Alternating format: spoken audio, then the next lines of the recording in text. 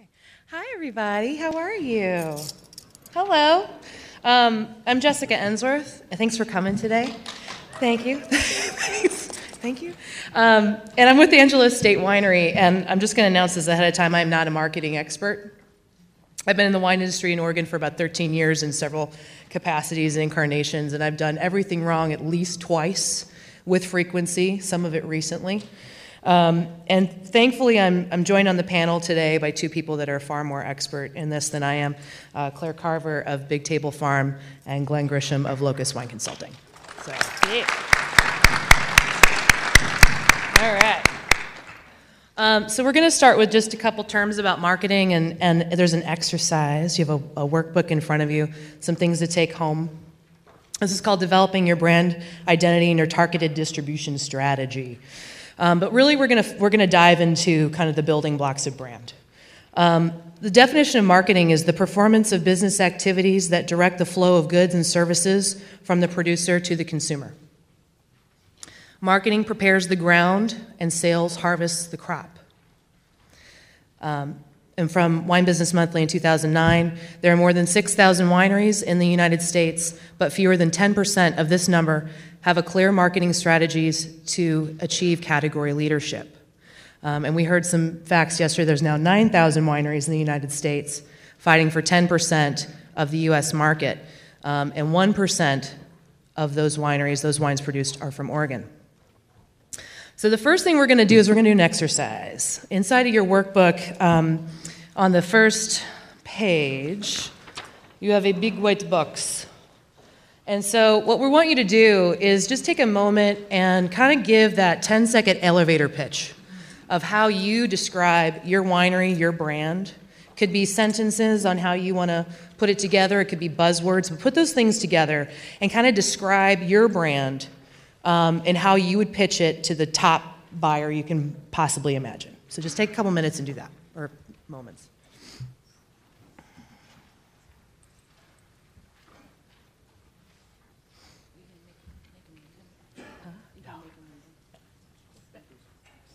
Yeah, absolutely, sure.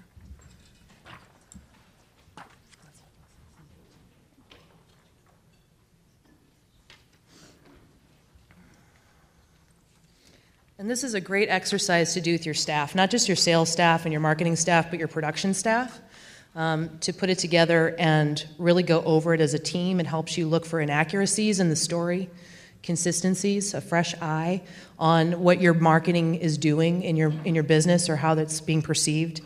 It gives you an opportunity to pivot, and also that the voice of your brand is the same through everyone who works for your winery. If your team collectively can return this with essentially the same message, then you're communicating this really effectively. More often than not, it's disjointed. We did this with our staff, and it was all over the place. And so we realized we had a lot of work to do. But more often than not, if it's disjointed to the people that work at your winery, it's probably going to be disjointed as well to the consumer. So everybody kind of done with that?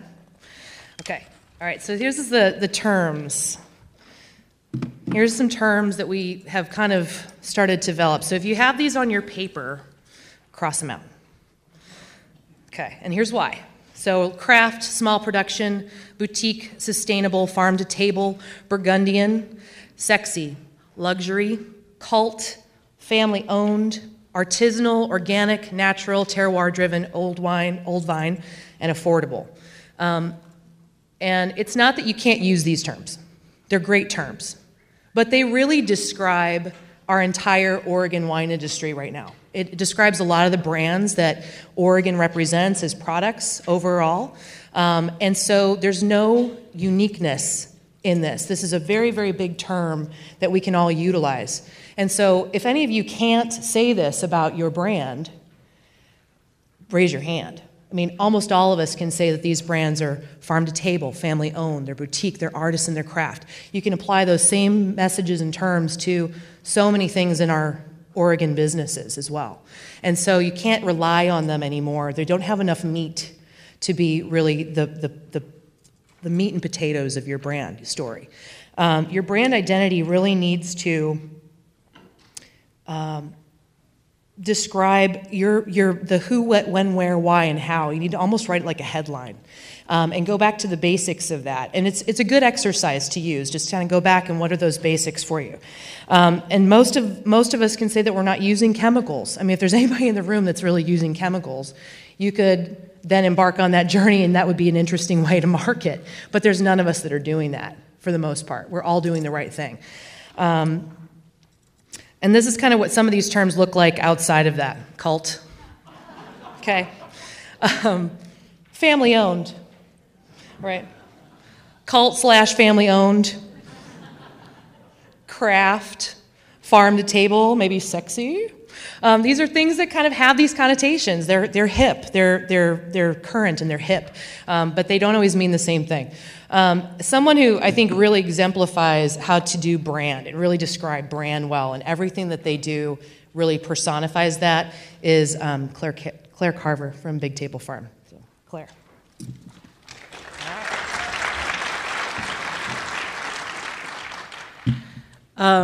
Thank you, Jessica. I'm going to read my talk mostly because I have some really important stuff I want to give you guys, and I don't want to miss anything. I'll be a little more extemporaneous when we do the Q&A, so I'll probably curse more then. Jessica's done some great work with you to get you started at finding your voice. It's the most important work that you guys can do. Everything I'm going to give you is going to flow from that. First, I'm going to talk to you about telling your story and connecting with your community. And then I'm going to give you 5, I'm calling them Claire tips, which are just boots on the ground when you're out selling your wine. Where's the clicker? Oh. The first thing I want to ask by a raise of hands is, who here owns a winery? Who here is in marketing and sales staff? And who here is in production? Oh, a lot more production people than I expected. There's probably a lot of crossover as well. Okay, so winery owners, you have one job. It's to know your story. Why did you start making wine? What was in your heart? This sounds simple, but to echo what Jessica said, it's the seed. It's from what your story grows from. Marketing and sales staff, I'm talking to you right now. Make them sit down and do this work. If you know they haven't done this work, you have to make them. I'm sorry, you have to upward manage. Spend the time to really get clarity, again, echoing what Jessica said, so that you're always telling the same story. And then production staff, your job is to know that story and just make the best wine that you can. Now that each of you have done your job, what can all 3 of you do? You have to know your story, you have to tell your story, and connect with your community. Brian's and my story, if you ask me for a one-liner, is the same, and it has been for 10 years. Big Table Farm is the collaborative effort of Brian Marcy and Claire Carver. We are an artist and a winemaker, and we grow and produce what we love to eat and drink. I screwed up my own story. There you go. So that's my story. I've been saying the same thing for 10 years. I'm going to keep saying it. So this is where you have to hone in on what yours is. I can't turn my own page. Each story is different, and there truly is a story for each of us. Whatever your project is, it needs to be uniquely yours, and when it reflects your passions, you are truly pursuing your dreams. Your customers will feel it. That authenticity is what brings them back and keeps the quality of your product very high. This sounds simple, but I promise you, it totally works. You have to trust yourself. Once you know your story, all you have to do is tell it. There is no one silver bullet for marketing. Your brand is cumulative. It's telling the story over and over through every medium you can. Telling the story should be easy if it is truly your heart song. So you see this next slide. We are at a unique time right now. We're at a point where we have incredible resources. Use technology to tell your story. Social media connections help us to tell story and sell our product. Because of the internet, we have an amazing way to connect with our community of buyers. I don't think it matters if you're selling pork, paintings, or Pinot Noir. I use my website, social, and my blog to reach out and tell my story. It feeds what we're all hungry for, a sense of belonging and community. Sales and marketing team, I'm talking to you right now. Your website must be good. If your website's not mobile friendly right now, fix that shit tomorrow. If you want to sell some more direct and you don't have a store on your website that accepts online payment, fix that too.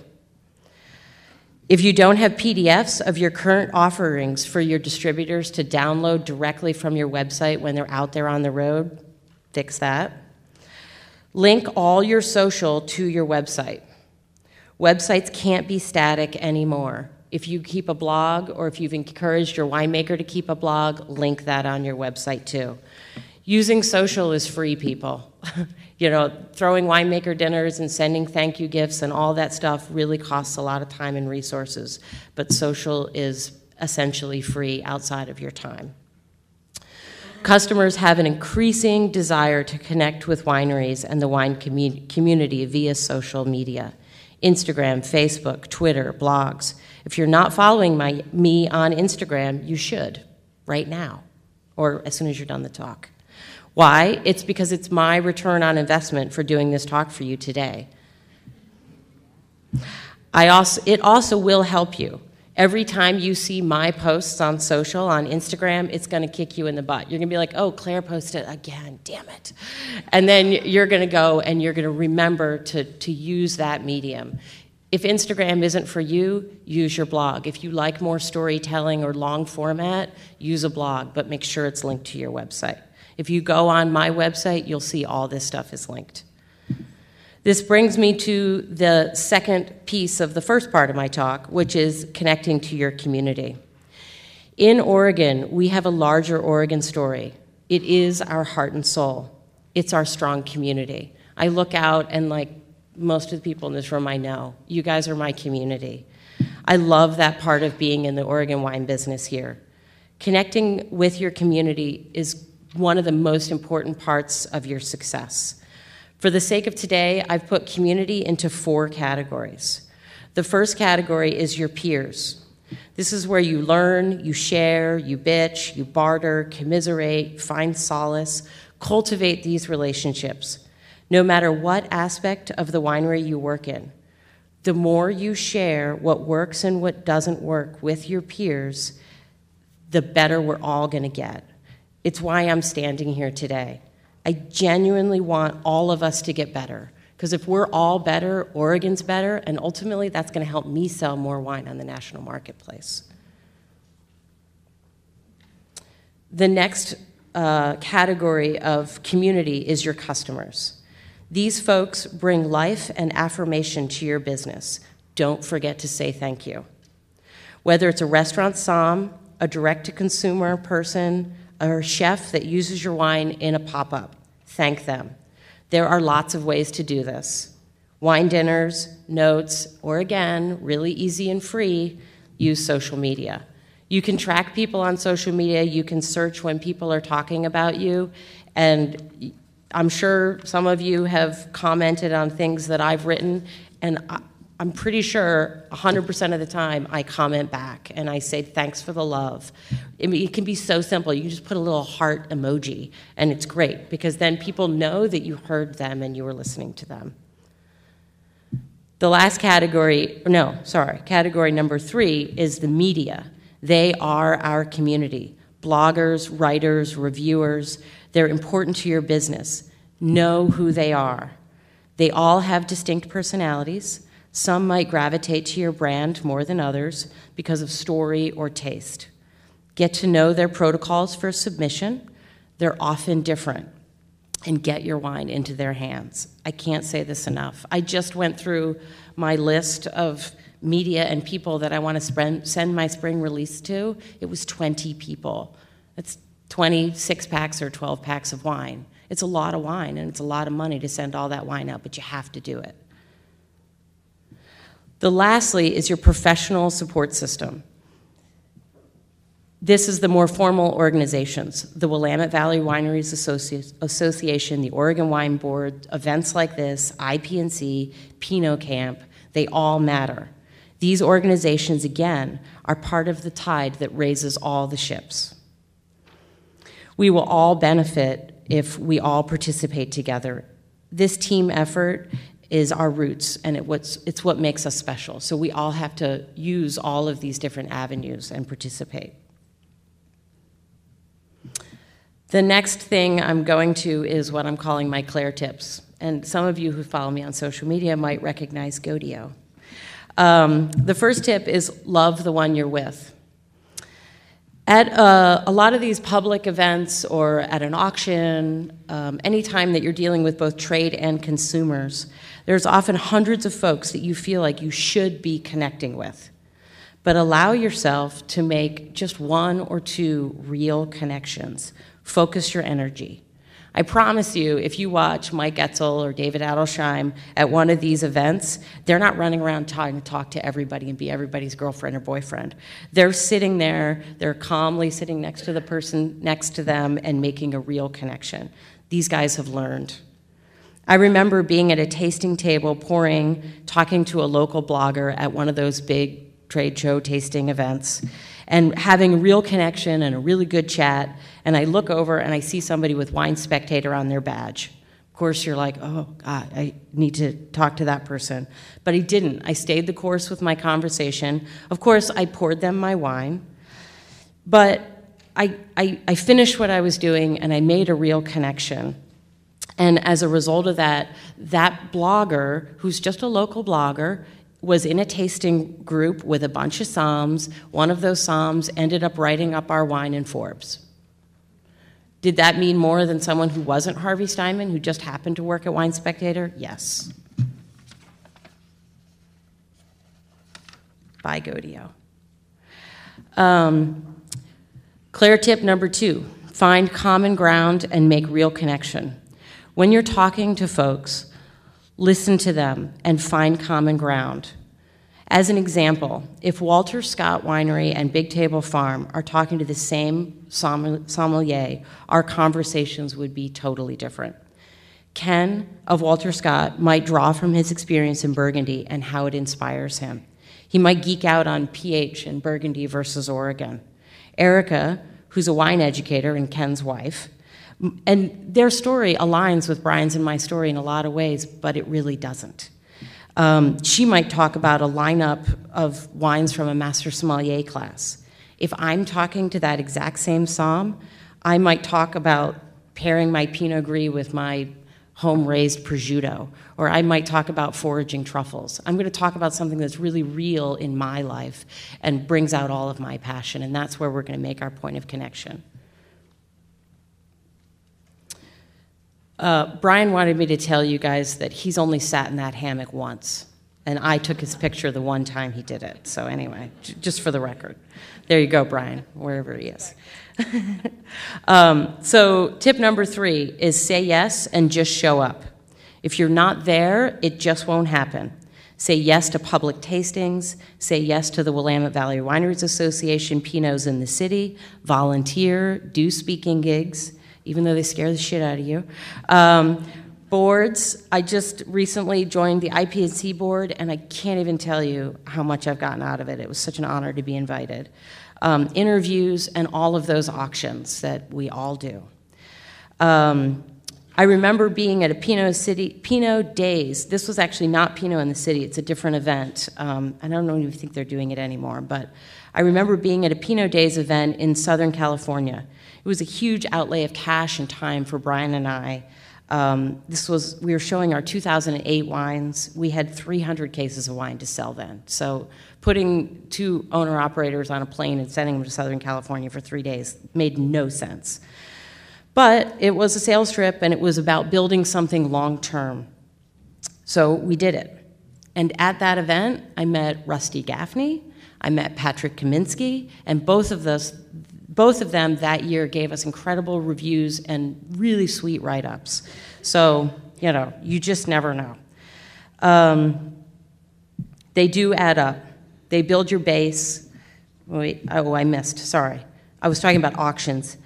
The auctions, both local and national, are a lot of work. You have to donate to them, you have to travel. Those of you here that do them know what I'm talking about. They do add up. They build your base, they reinforce your relationships with your peers. And when I say peers here, I don't just mean in Oregon. I've learned a ton from Jasmine Hirsch on the road. If you don't know who she is, you should definitely follow her on Twitter or Instagram. She's got like, what, 13,000 followers? She's crazy. Anyway, over the last 2 years, over the last many years, there's 2 big East Coast auctions, and I've spent a lot of time with her and just gleaned a ton of really valuable information from her that she shared.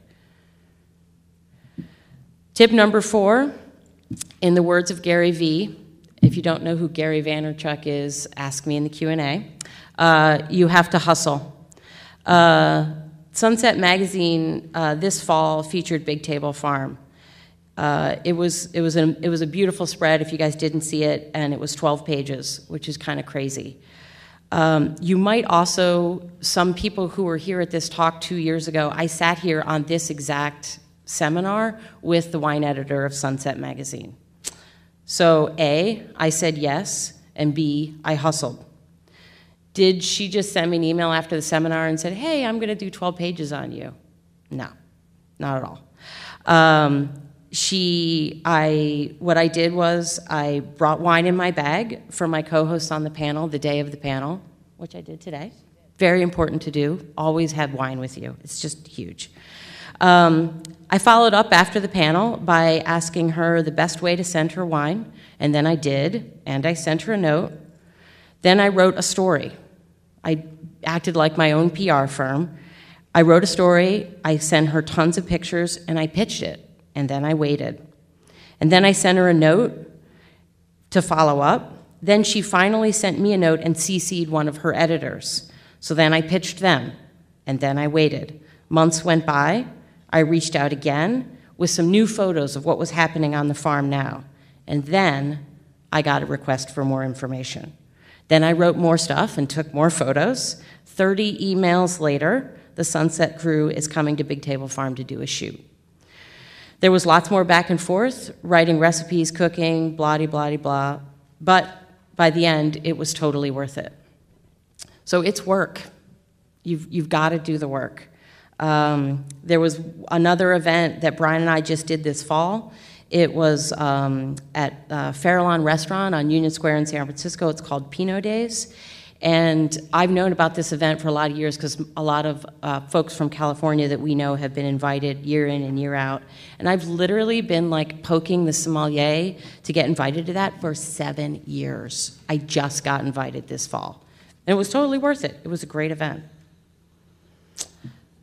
So number 5 is collaborate and cooperate.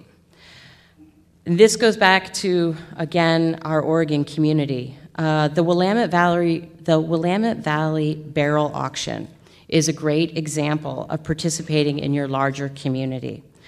The rising tide raises all ships, and participating in the Oregon brand will ultimately help your brand.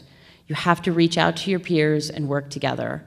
I was just at the Willamette Valley Wineries Association annual meeting, and the Willamette Valley Wineries Association is doing extremely well now because of that barrel auction. And we're all participating in it, and the people who aren't, you should definitely think about it, because we're all in this boat together. As part of that auction last year, I collaborated with Elk Cove. We had a fabulous dinner. It was part of the auction. They started at Elk Cove and finished at Big Table Farm. It was a really special event. We got to show 2 really different brands to a lot of important national buyers. It was a win for both of us. And the bonus was I got to spend a fabulous evening with Adam Campbell. And I have so much respect for him, and we had a deeper friendship because of it. So don't forget your community, and remember that there are brands out there that are going to support your brand because you have different places in the marketplace. This slide shows some of our wine labels. Brian and I are artists. We both make what we love. These are two of our labels. We spent actually the last 3 weeks, and we still have 1 week more to go, which is a little daunting, hand labeling every single bottle of our wine and then wrapping them in tissue. And it's a monumental project. I think Jeff's in the room. Thank you, Jeff, for all your work on the project. Oh, and Colin. So our team all labels our wine, and it's an illustration of doing what you love. And it's a really expensive project, and it's a little crazy, but it's part of our authenticity, and it's doing the work. It's doing the work to make the best product that we possibly can, and we're willing to do that extra work. Do what you love and enjoy the ride. This picture is Brian in our garden. It's his garden, actually. I'm not allowed in there. And my draft horses, and find things in your wineries and in your work lives that really feed your soul, because it's a lot of work, as we all know, and you have to have something that keeps you buoyed and keeps you going forward. Thank you guys for coming today. Thank you for all of your individual work on your brands. It means a lot to Oregon as a larger community, and I think we're all on the cusp of moving to a really great place, and we all have to keep our nose to the grindstone and not get complacent and do the work and stick together. So thank you.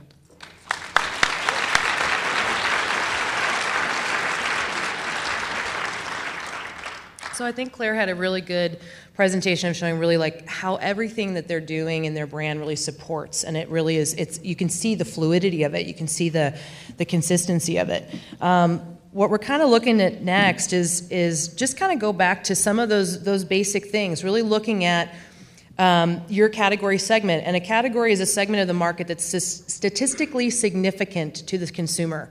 And your pitch should really immediately grab this. You want to start and kind of, there's some spots in your workbook later on to take home, but there's like that who, what, when, where, why, and how. And you start answering those questions. Where is your heritage? Where is your history? The people that are involved with what you're doing, where did you come from? Why are you doing it? What are the practices that you're putting in place that are important, that make you different? The next thing I like to do is really identify your assets from your deficits. And these are kind of two big categories. At our winery, it's a perfect example. We have owners and winemakers who don't go on the market and promote the brand, so that's a deficit. Asset, we've got a great tasting room. A deficit is it's not on the vineyard. So there's things that are disjointed in every single story, but how can you overcome that and really make it work for you? And so you really want to exploit your assets, and you really want to narrowly kind of dive down and minimize your deficits if you can. Another way to do this is really looking at your strengths and weaknesses. So strengths are like the internal characteristics of your winery, your financial resources, your event planner, sales teams, marketing team, your location, your design. All of those things are internal strengths. Weaknesses are also internal. Do you have poor design? Do you have poor distribution? Are you inflexible in your pricing? Do you have too few staff? Opportunities are external. What kind of partners do you have? What is your neighborhood like? What's your AVA group like? Are they active? Do you have assets in your business and in your community that you can utilize? Outside of yourself, festivals and wine trends and good press and competitions, those are external things. Threats are also external. Bad press, your rivals, your issues, regulations. So really kind of look at it that way, the internal and external, do that work, and then really kind of separate it out into your assets and your deficits, and it'll help you give a little bit of a map of where to go and where your opportunities are. Your niche. For consumers, the single major factor in determining category is price. Price is really important. Sometimes we're very fixed in price, giving our cost of operation, and you have to know your costs. You've got to know your numbers. So what does each case of wine cost you to make? Then add your healthy margin to it, and that's what you have to sell it for. But niche will also, that category of price will also give you an opportunity of where you're going to find your target consumer and your demographic. Kind of a neat goal is to be the first, second, or third of a category. That's hard to do in this community. We're so saturated and we're tight, and a lot of us are from Willamette Valley. So then maybe pivot a little bit and find where you can be the first, second, or third of a category where you can be. You're a good example of that. Saffron Fields, they have one of the only Indian families that make wine in this whole community. That's an asset. That's really cool. It's a really neat niche. You can exploit that. Those are kind of things that you can pivot. You may not have been the first winery in Oregon, but were you the first in Yola? Were you doing the first kind of farming practices in your area? Or what are those things that are unique to you, and really make those things a big point of your brand? And remember how to have fun with this. It's such a lifestyle. And then once you kind of do all this work, you're going to find out what your voice is. And really, your voice is going to be what everybody speaks at your winery in that voice. And really put that out there. The voice of your brand may be different from the people who work there. One of the things I realized in doing a lot of this is that I'm not the target demographic for my brand. I'm on the cusp. I'm on the outside, but I'm not the meat of it. And so I can't write my marketing from my perspective of what interests me, because it's not going to appeal to that demographic. I have to write it from their perspective. And it's still a work in progress every day, because I don't always understand it. So I have to do that work on top of it to find out, what is that demographic like? What are they into? What does that voice need to sound like? Does that make sense? Okay. And then from there, all of your social media, your events, your websites, all of your marketing needs to follow that. The donations that you make, the things that you support, need to go out and have that voice in everything you do. And if it derails from that, don't do it. And it'll actually help you streamline a lot of where you put your money, where you put your time. And then from there, now you've got your voice, you can now identify, where are you going to find that demographic? Where is that? Everybody wants to go to New York and Florida. Is that the right place for you? If you've got sweeter wines and Riesling and whatnot, you also have another big demographic of food to look into, with Asian food and Thai food and Indian food, things that have spice. That's another big market for you to go into and look after. So those are all things to kind of look at that demographic. With that, I'm going to give this over to Glenn Grisham from Locust Wine Consulting, and he'll talk about now kind of that next step into getting into that market. Glenn.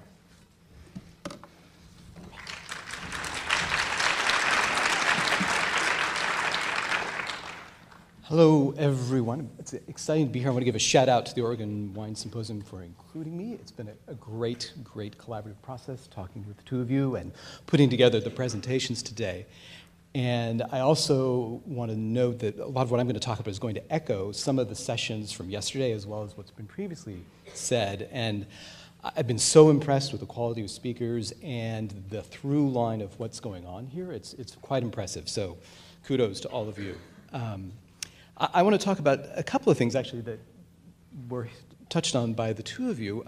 One, about finding your voice. I think that it's really important that you look through all those assets, as was previously mentioned, but a lot of times for me, on the shameless commerce side of things, I'm going to want to know how it boils down to two things. There's a lot of other things that'll be in the mix, but the sense of place and the sense of personality. Those are the things that are most distinctive about you and what you do. And somehow that needs to find its way into that elevator pitch, that essential thing of what you are and what you do. And I'm going to date myself here. When I started in the business back in the 1980s and started selling wine about 1986, I got to meet some folks, Rick Foreman when he was digging his caves, and Dave Ramey when he was creating his first wines at Matanzas Creek, and the sense of passion and energy that was around then was truly remarkable.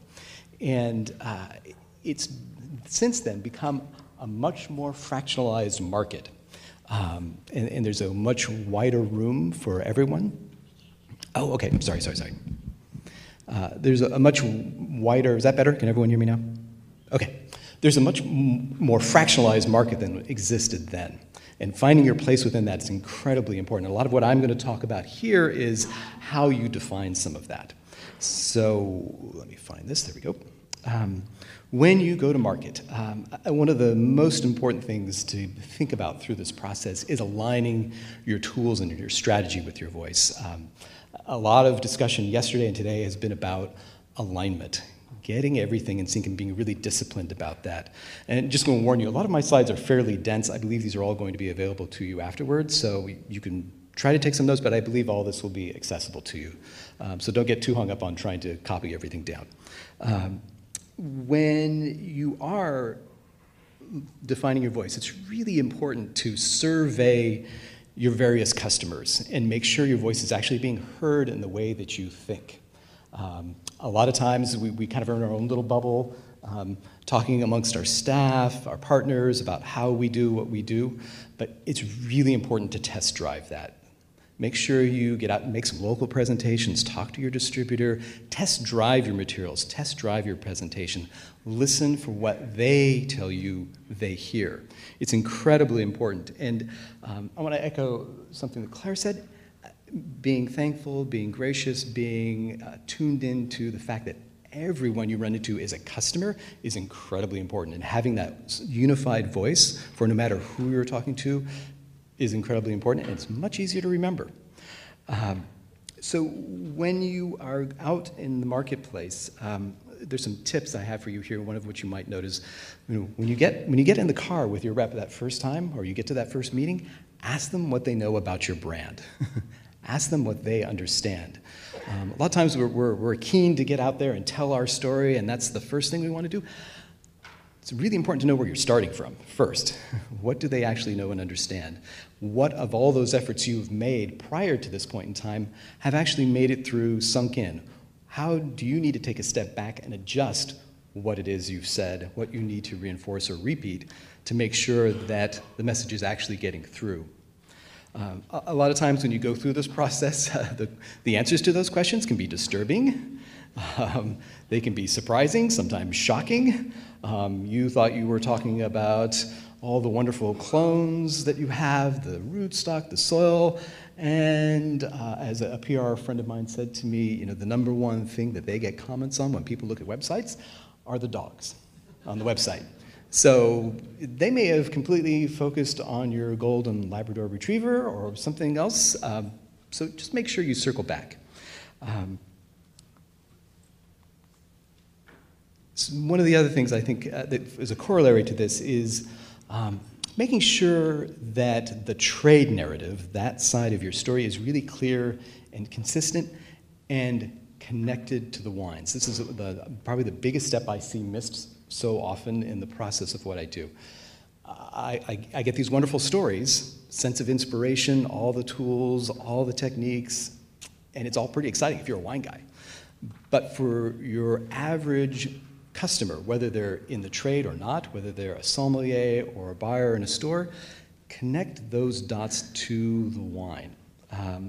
I think, as I mentioned, or you may have seen on the prior screen, making sure the raison d'etre of your brand, your wine, is really clear. Why do these wines exist? When it comes to the trade, that's what they want to know. Everything else is pretty superfluous. And I think that as you test drive your messaging and your presentations and your listening, hand out those materials, see what kind of response you get. You may discover that what you think is important isn't registering and really isn't germane to the conversation. It's by what you hear back from them and the results that will tell you what is actually effective, and then next time, that's what you need to focus on. If the conversation keeps going, the relationship develops because you're investing yourself personally, your passion is catching fire with the person you're speaking to, then you can go into all those other things that inspire you and keep it interesting for you. But keep it focused. One of the other items that I think is really important to make sure in the alignment is some word choices and numbers. I can't tell you how many winemakers I have had in a presentation who end up talking about production and relatively industrial language that makes this wonderful 3,000 case brand sound like a 100,000 case facility. Be really cognizant of your word choices and numbers and what you think is small to us in the industry when you're talking about thousands and tons and things of scale, for your average person who's listening, oh my goodness, I had no idea you were that big. Wait, I'm not that big, really. Make sure that you're listening to how you're being received in that respect. And I think that one of the other important things here is the notion of how your materials support your messaging. I can't tell you how many times I have been at events where I've handed out a map, and the map was wonderful, illustrated, lots of colors. I have had the experience of one of those wonderfully expensive illustrated maps being taken by a customer who then said, I really want to use that for my dog dish, something to set for in my kitchen. I literally took him back, I was speechless. So make sure you know that what you've actually produced is being received and used the way you expect.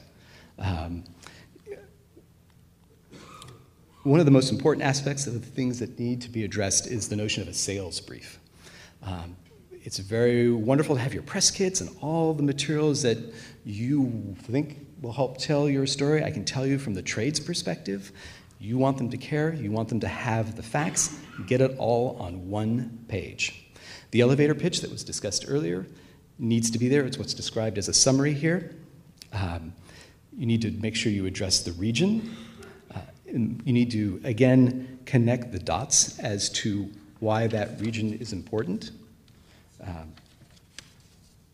Also, some of the practices in terms of whether you're sustainable, et cetera, those are real check boxes for a lot of people in the trade. So make sure that while you don't necessarily go into the full detail, if you are sustainable, if you are no additives, you are in fact completely natural, be careful what terms you use, make sure you indicate that, because there are a lot of sales representatives, a lot of distributors, and a lot of folks in the trade who are looking for those check boxes. There's an amazing number of buyers who, if they don't hear those things, don't see those things, you're already lost. So if you've got it, use it, check the box.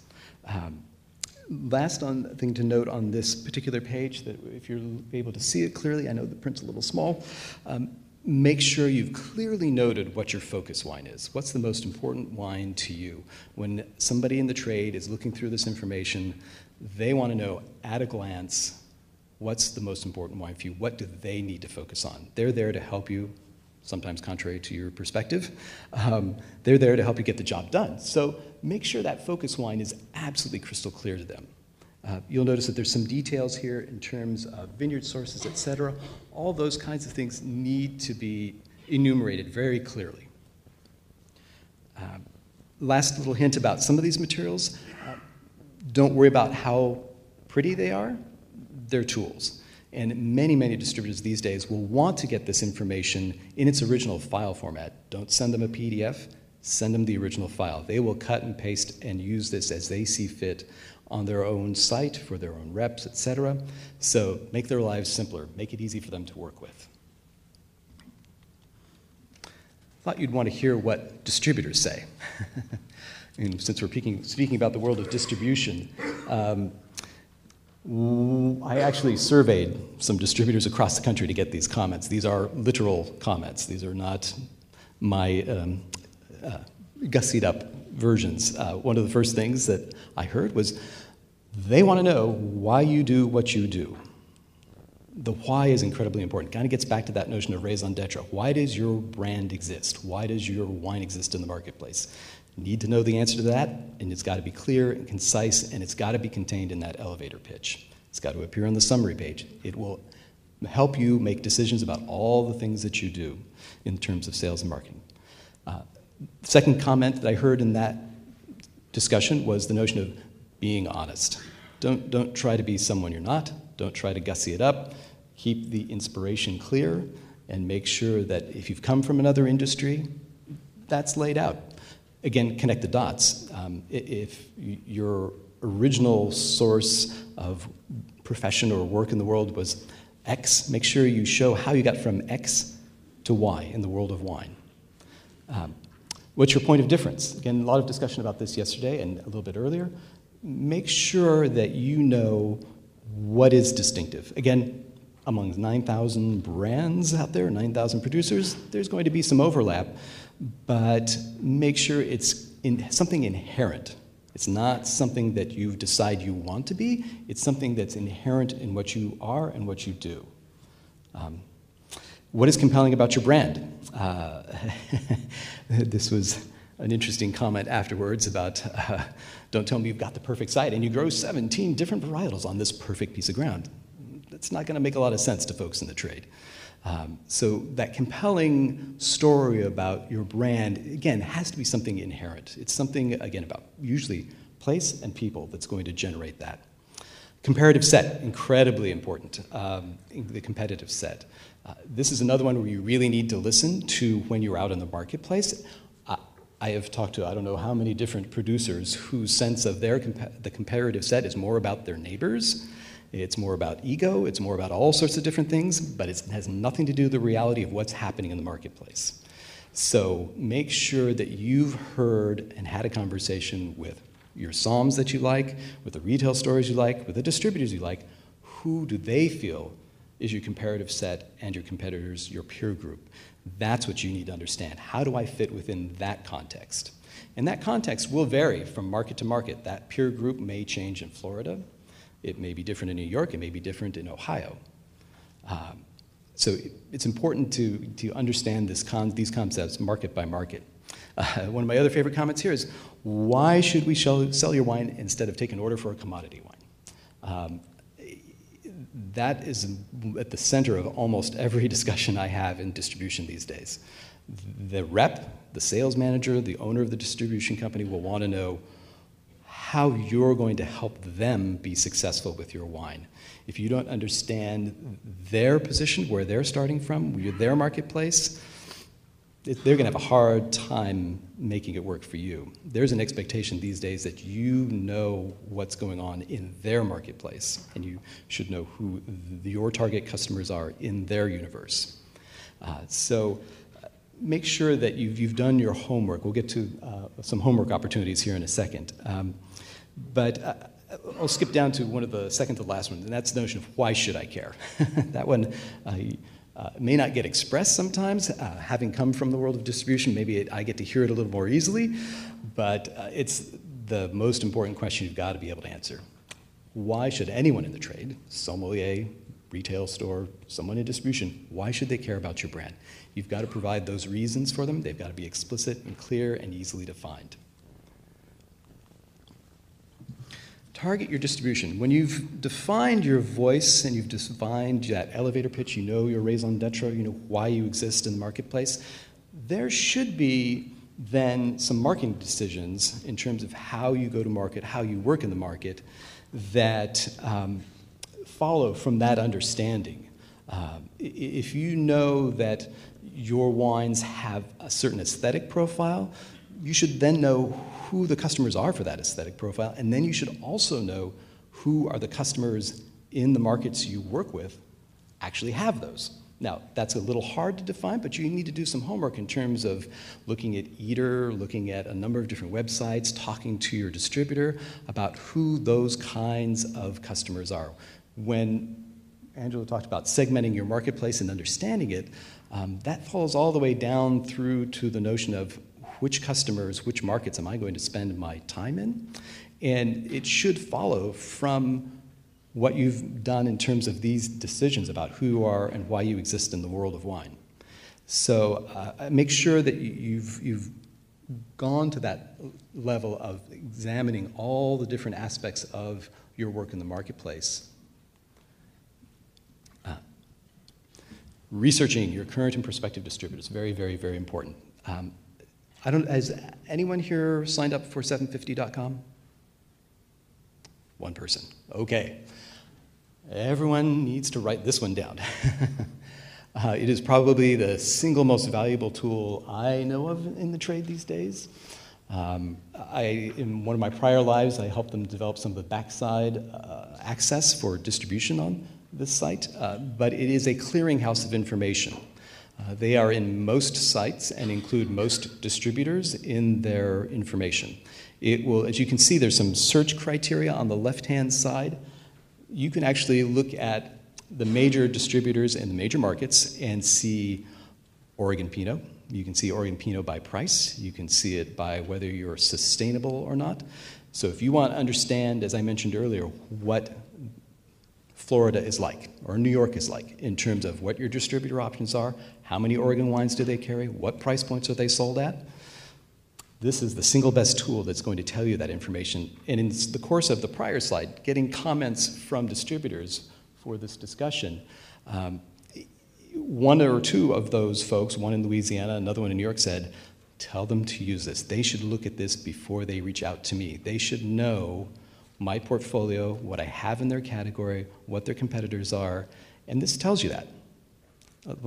Prior lives, 10 years ago, we all scratched our heads, how do we figure this stuff out? Getting some sense of analysis of what was happening in a marketplace 1,000 miles away was pretty challenging. This site has leveled the playing field pretty dramatically. So if you are not using this, I highly, highly recommend it. It can be used on an a la carte fashion, month by month. It's relatively inexpensive, but it will provide you a lot of information in terms of what the competitive world out there looks like in distribution. 750.com. In the notion of creating alignment and your sense of why do I exist, what am I doing, and how you take that all the way down through the trade, I think continues with the notion of looking at 750 and or looking at your portfolio in different markets and making sure that your pricing strategy actually aligns with what you believe your target market is. When you've defined, again, who your brand is going to appeal to, who your customers are, who you need to go after, and you've started defining that, make sure that you take that extra step of looking at what your position is in terms of pricing and knowing who your peers are and knowing, well, I think I'm going to appeal, I want to appeal to certain kinds of restaurants, I want to be sold on the list. When you decide that and you know what your pricing is, you need to check and say, okay, at 2 to 3 times or 4 times markup, am I actually going to fit on the list of the kinds of customers I think my wine could or should be sold in? I've had the experience with a number of clients where the assumption is, well, yes, we should be able to sell 3 or 4 boxes a year and on a particular restaurant's wine list. Yet when you do the math and they look at the wine list of this target customer, they realize there's nothing on that wine list over $110. There's really maybe one wine at $100. Okay, well, maybe we need to rethink who we think our audience is for your brand and where we need to go to market. Similarly, if you think that, gosh, I think I'm perfectly positioned to be sold by the glass, well, have you actually checked to see what the by the glass price or number is? What is the ceiling? What is the elasticity of the price range for Pinot Noir or Pinot Gris by the glass? Do you actually fit that? And do you actually fit that in Florida? And does that mean you fit in Georgia? And does that mean you fit in South Carolina? Maybe, maybe not. So make sure you do your homework. Your distribution partners will greatly appreciate it. Another tool that I think often gets overlooked and has sort of this dark cloud hanging over it is Wine Searcher. I think that it actually has a lot of tool opportunities for you in terms of being able to investigate a couple of different things. One, is my distributor selling my wine where I think they're selling my wine? And is it being sold at the price I think it's going to be sold at? So again, reality testing, going into the market, seeing what's actually happening with your brand, hugely, hugely important. Also, great tool when you're looking at prospective distributors and you've done your 750.com homework, you found that perfect distributor that only has a few Oregon wines, but they seem to have the kinds of brands that are hot in the market. I think I'm going to go after this. Then look at some of the brands they currently sell and see how they're sold retail before you get too far into that conversation. Check to see what does their distribution pattern look like in terms of retail. It's harder to do that with restaurants, but at least in the world of retail, if you want to understand what's happening in Denver and who the key retail players are, you can find it pretty quickly, and you can find what your peers are doing, and you can find what your target distributor or a current distributor is actually doing with your fellow brands. And so you're now armed with the information of having a much more professional and defined conversation with your distributor about what it is that needs to get done.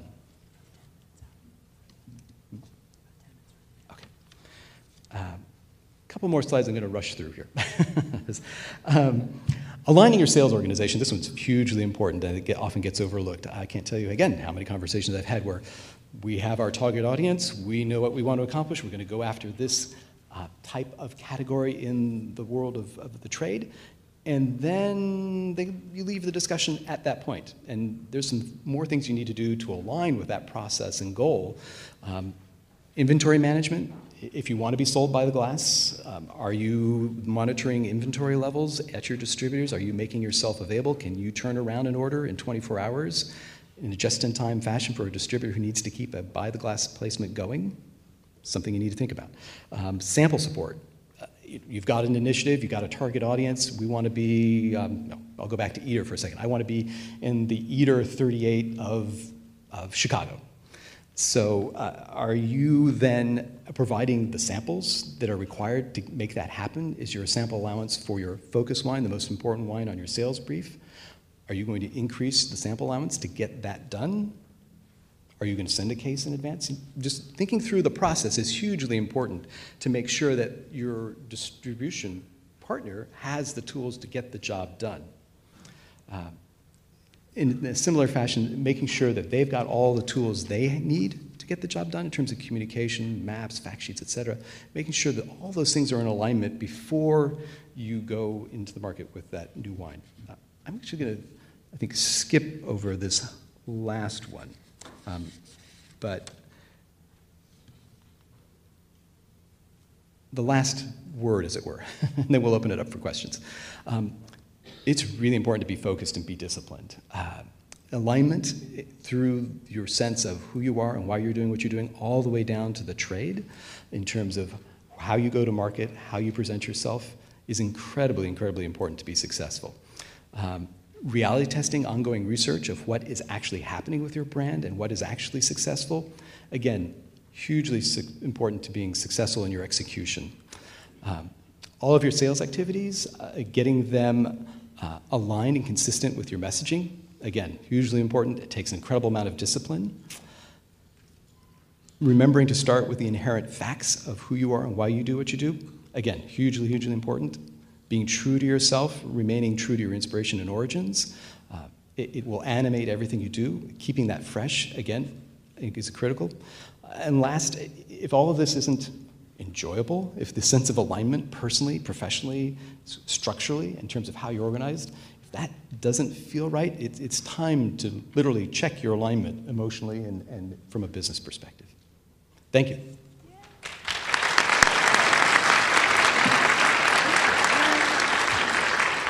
So much information that we're throwing at you, but I think that this is just a neat time to just touch back and have a little touch base and go back and just kind of, you know, rework it a little bit and make sure you guys are on the same page.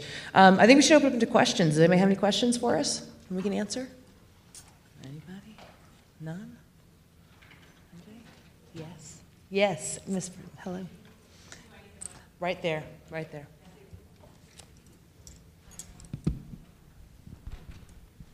Hello? Yeah.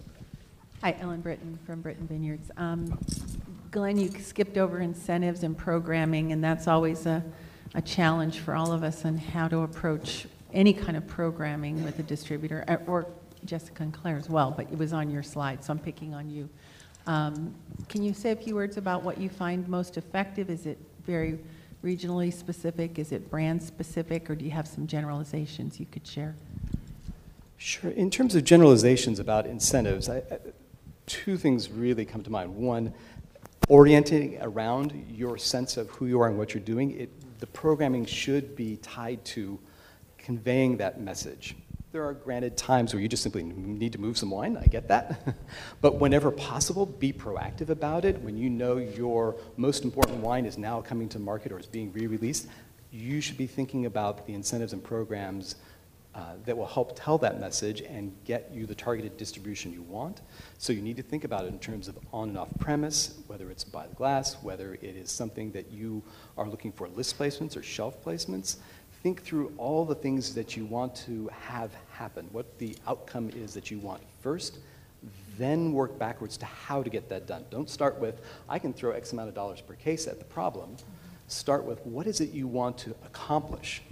then work backwards, have a sense of what it is needed to get that done, talk to your distributor about it before you go too far, reality test it with them about how that actually works within their system, and do they think it's going to achieve the outcome you want. Then you can make a decision about, okay, I'm going to test drive this in this state, and then I'm going to generalize it elsewhere. But start with a partner first. I have that was loud, sorry.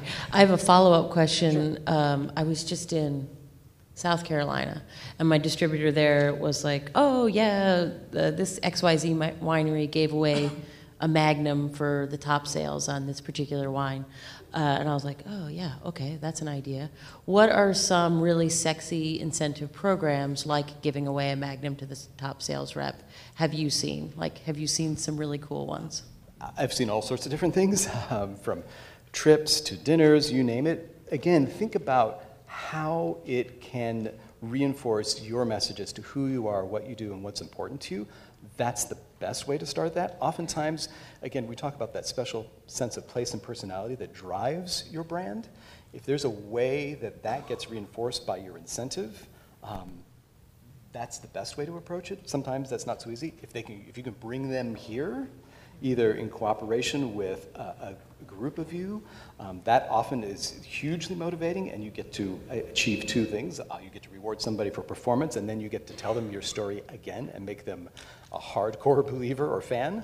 So I would certainly think about it that way. Also, do think about it in terms of magnums, or is it dollars, and how do those get applied? What's the consequence of lowering your price in an incentive?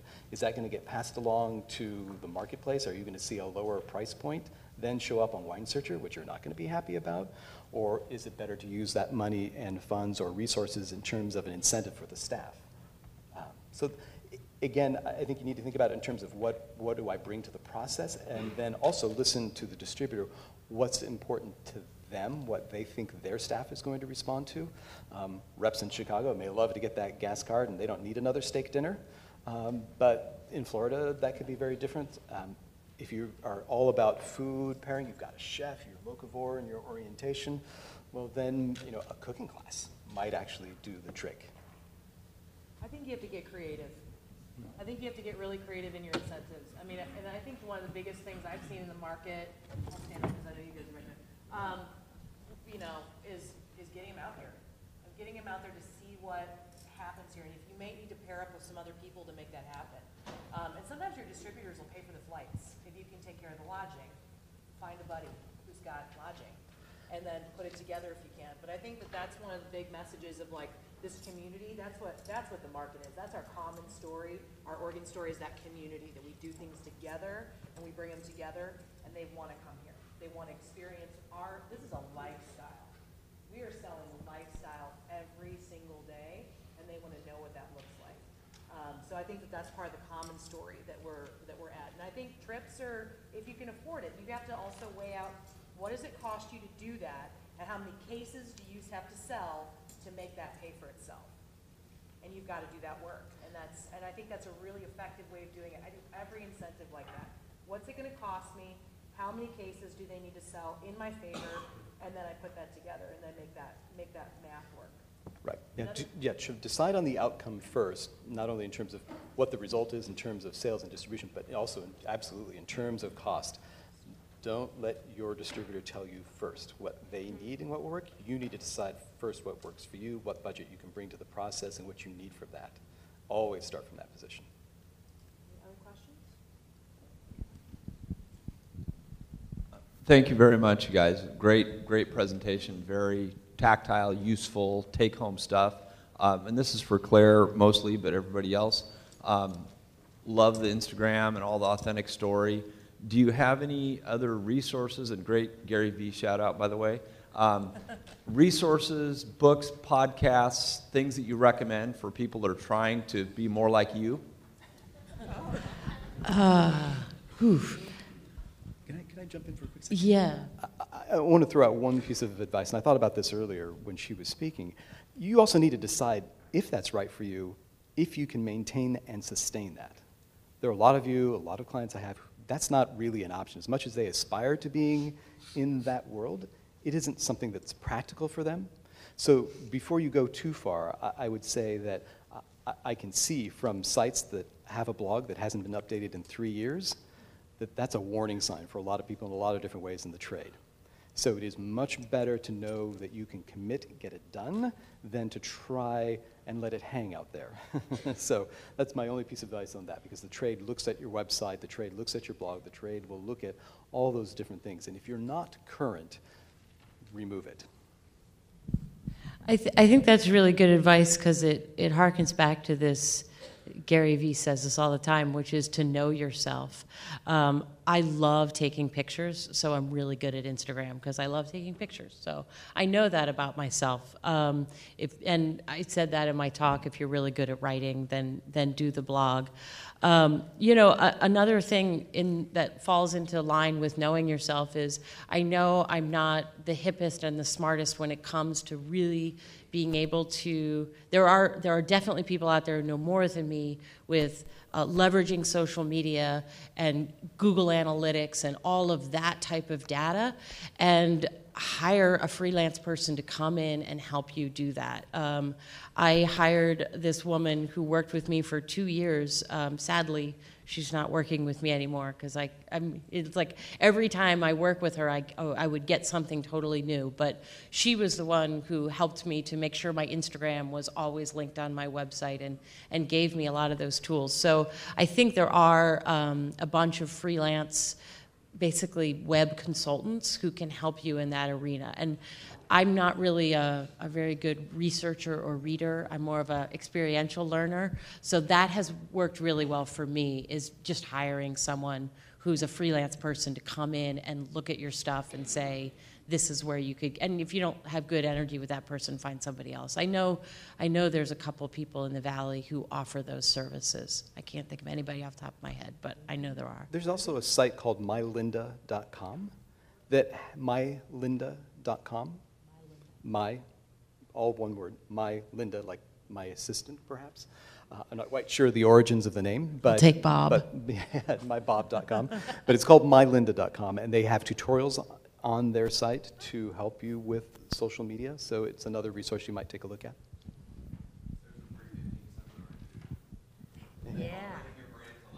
Yeah, we're doing that one next. Hey, I just wanted to give a little plug. My name's Brooke Huffman, and I own the Social Sip, and I do exactly what you're talking about. Oh, there you go. I'm a freelance social media marketer for wineries, so talk to me if you need help. Awesome. Thank you. Yeah.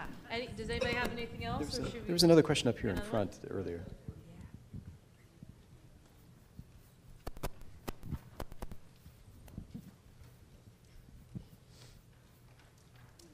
Hi, my name's Larry Miller, and I operate a 2,500 case winery in the Eola Hills. I'm sort of a pioneer in that area. I'm trying to get out of the business now, but I'm running it until I find a successful buyer.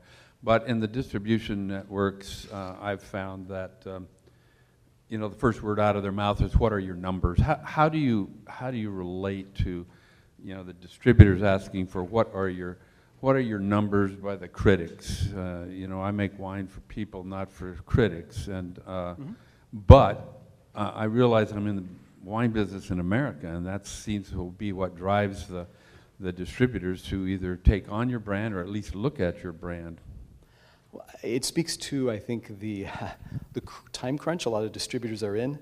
When you do those numbers, I don't know if any of you were in the sustainability seminars yesterday, but when you look at the notion of how many producers there are and then how few distributors there are, the basic math on that presentation yesterday meant that there were 110 producers per distributor, and that's probably a low number. So they're always looking for ways to get at the essence of, can they be successful with who you are? So the more you observe that notion of the sales brief and you start from there, it's all about setting the frame of reference and agenda with your distributors. So if you're not starting with the numbers and you are starting with your story and why you do what you do and your passion and that elevator pitch, hopefully you're redirecting the conversation. There are plenty who will default to how much money can you throw at it, and what can we do to make the price lower, which will drive you crazy, and rightfully so. Or what score did you get? It is a challenge. To me, that's oftentimes a signal I might not be in the right house, because there are other distributors out there who are less concerned with that.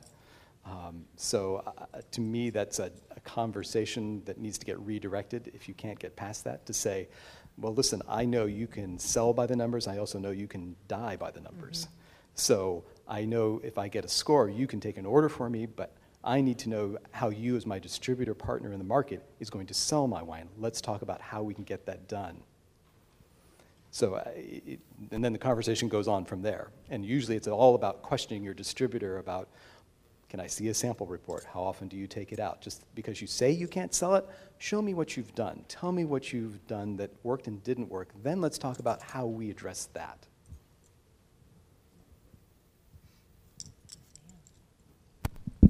Laura. Thank you. I have two things. One is the ignorant question about what happens when your information is not correct on 750? How do you change that? Is that through the distributor? Yes, you can do it through your distributor, but if you sign up as a supplier, you can resubmit information to them. You can send the actual information to the distributor through that channel. So it pops up in front of the person whose job is admin of 750 on your distributor's side. Okay, thank you. My real question, or my other question, is I think that as a local, I do local sales and I do national sales, and I find that there's a difference in terms of your brand messaging when you're out nationally, even though those terms were up there that are now taboo, like family-owned, small production, stainless, well, whatever. I had about 4 of them in my message, so. But I find that there's a big difference sometimes between what the message is when I'm out in the national market relative to what my local message is in terms of getting people in the door. And I would just like a couple of you to comment on how you deal with that, because it's not always the same. And I think nationally there's a lot more Team Oregon building and how we differentiate ourselves from, say, California, and educating our trade people in how to talk about that as well. I think one of the things is it's not that you can't use the words on the slide. They just can't be your only ones, right? They can't be the only ones that you used. You've got to pepper them in the right way, and they can't be a crutch. But I think the other thing is, like, the consumer and the buyer in Oregon is really educated. I mean, this is the most, in my opinion, is the most educated wine market in the country, because we are so close to our food, we're so close to our wineries, they see our winemakers. But I think we're still trying to get that Oregon message across. And we're trying to drill down the sub-AVAs in the Willamette Valley and how those are different and how those are unique. And so, yeah, I think you can curtail that a little bit. I mean, you can bring it in, but really that core message of what you're trying to put out should never change. I think you can emphasize certain parts of it in certain markets. It's like having you've got ammunition, you've got a quiver, whatever you want to call it. You've got all these different things in your toolbox that you can use, and you will pull out some of those and give greater emphasis in certain markets versus others. But I think one of the most important things, as I said earlier, connect the dots, or one of the slides that said, make it real. When you use those words that can be perceived as perhaps cliched or empty because the trade is hearing it all the time, you need to make it real. What does that mean for you at your brand, your winery? Not just that you are food friendly, but what does that actually mean in terms of action? What do you actually do, and why do you do it that allows you to say that? The notion I had put on the slide was that if you're talking about soil, bring rocks, bring dirt, bring things that make those terms that have been heard and used often real to the person who's standing in front of you. When I'm out in the national marketplace, I definitely tell the Oregon story. It really resonates with people, and that we've heard the statistic a lot now that we're 1%. Yet our footprint on wine lists all over the country is like 20%. So we're doing a great job, people. It's good. So I definitely focus more on the Oregon story. And there was something else I was just thinking, it went out of my brain. Oh, I know. I don't talk about AVAs when I'm out in the national marketplace. I just talk about the Willamette Valley, and I'm sorry to anybody who's on the Eola Amity Hills board, but it's just like, it's too much. I mean, Oregon is still so new. I just talk about Willamette Valley. I talk about the community. I have something that I say in our tasting room, which is in my kitchen, which is what Sonoma is to Napa, Oregon is to Sonoma. You know, and people who've been to Napa are like, oh yeah, I really like Sonoma because it's a little more rugged and it's a little more authentic, and I'm more likely to meet the winemaker and owner. And that's what consumers really like, but that's also what the trade really likes. And I think that harkens back to trying to bring people out, because as soon as they step off the plane and come out to our wineries and meet the real people making the wine, it really sort of closes the loop on that. So I definitely, of course, I have Brian's and my story and what we're doing on the farm, but I really do beat the Oregon drum when I'm out on the road. I want to add a quick footnote to that. I disagree a little bit. If you're in front of an audience that does know, an audience in the broader sense of your customer within the trade, whoever they may be, knowing why your site is different, why your AVA is different, not to say that it's better, but just that it's different, the character of this place is XYZ, that is helpful to the person making a decision. They're there to make a decision. They're going to say yes or no to buying your wine. You need to give them a reason to say yes, why your wine in particular is the right wine for them right now. So you need to be as specific as possible to their circumstances, what's germane to their decision making. So hence why doing your homework in advance about knowing what market you're in, the portfolio you're in. I'm out with a rep who's got 12 different Oregon wines. Well, how do I fit within that group of 12? What's the right place for me? That is hugely important. It will help your rep and your partner in the market be successful with your wine. If you don't know what that is, you need to think about it before you get in the car and before you get on the plane. You know, it's interesting because as soon as you said it, I'm like, oh, duh, of course that was what I said, because we make wine from all these different AVAs. If Ellen was telling her story, then she would absolutely beat the AVA drum because she's in one place, and that's like when you guys, I stand next to you at the table at the events because we're both bees. So it's like, it's all terroir, it's all soil, it's all site, it's all site. So I could see that, of course, that's my little lens, is I'm talking Willamette Valley because we represent almost all the AVAs in all the different vineyard designate wines we make. So my answer was specific to Big Table Farm. I mean, like, part of what we do at what I do, we teach the AVAs. That's part of our shtick. So we're in front of that, and I think that the Oregon has really become, especially the Willamette Valley, has become a darling. And they know, some of them really already know the AVAs, so they're like, well, which AVA is it in? So we talk about it but I mean, I curtail that message. I stick and move when I need to and kind of move it around as I need to. And Stephen, I think we've got a few seconds. Yeah, I have a comment and then a question. Actually, I'm going to echo two things that both of you just said. First of all, I've only been doing this 22 years, so I'm still learning. But when I started doing this, I'd go into the marketplace and people would look at me and go, Oregon, I didn't know they made one there. Where is that? And now, of course, you know, we're on the front page or the cover of Wine Spectator, et cetera, et cetera. But the Willamette Valley really is our brand. Don't ever forget that. Napa Valley, you know, people might know where Oakville Bench is, and they might know where the, you know, Stag's Leap District is if they're really geeking out on it. But Napa Valley is their brand. Willamette Valley is our brand, and that's how we're going to sell our wines.